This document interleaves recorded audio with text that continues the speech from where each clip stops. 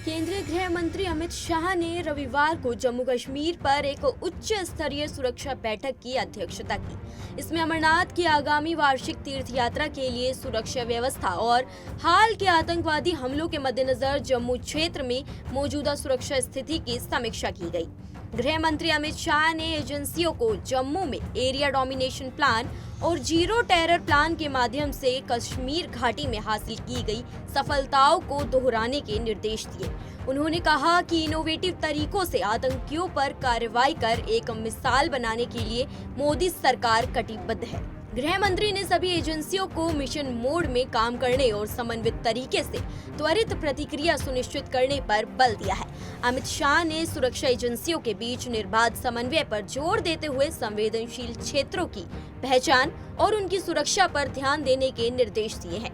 नई दिल्ली में हुई इस बैठक में केंद्र शासित प्रदेश की सुरक्षा स्थिति की समीक्षा की गई है।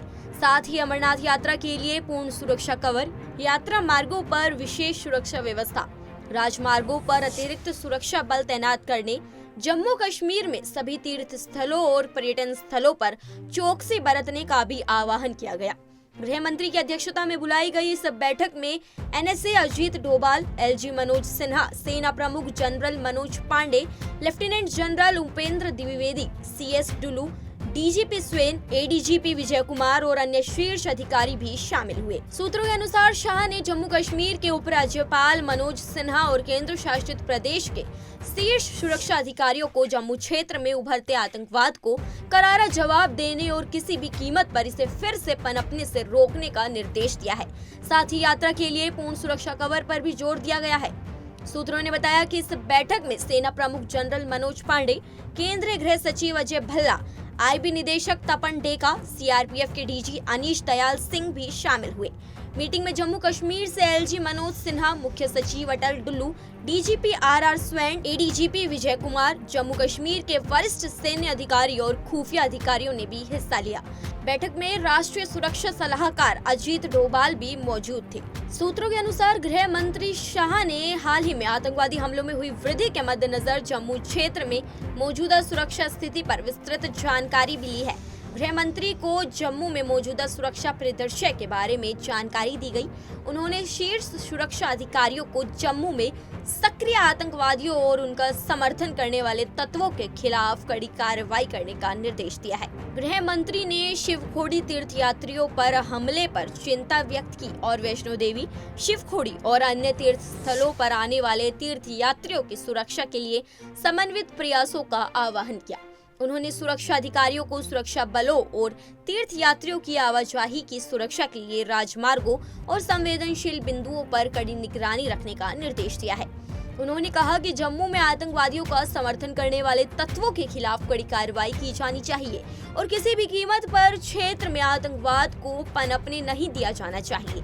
सूत्रों ने बताया कि गृह मंत्री ने शीर्ष सुरक्षा अधिकारियों को जम्मू में सक्रिय आतंकवादियों तक पहुंचने के लिए मानव खुफिया जानकारी जुटाने का भी निर्देश दिया है। सूत्रों के अनुसार उन्होंने उन पॉइंट्स को बंद करने पर भी जोर दिया जहां से विदेशी आतंकवादी इस तरफ घुसने में कामयाब रहे हैं।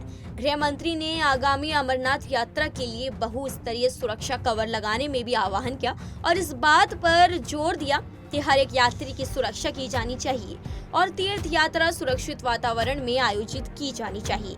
उन्होंने बताया कि गृह मंत्री ने बेस कैंप तक यात्रा मार्गों की सुरक्षा की आवश्यकता पर भी जोर दिया है। वार्षिक यात्रा 29 जून को शुरू होगी और 19 अगस्त को समाप्त होगी।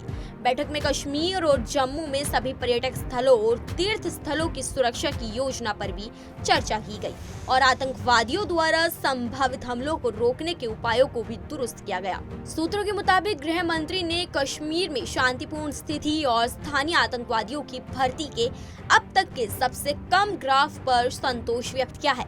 उन्होंने जम्मू कश्मीर में लोकसभा चुनाव के सुचारू और शांतिपूर्ण संचालन के लिए सुरक्षा एजेंसियों की सराहना भी की, जिसमें लोगों की रिकॉर्ड भागीदारी देखी गई है।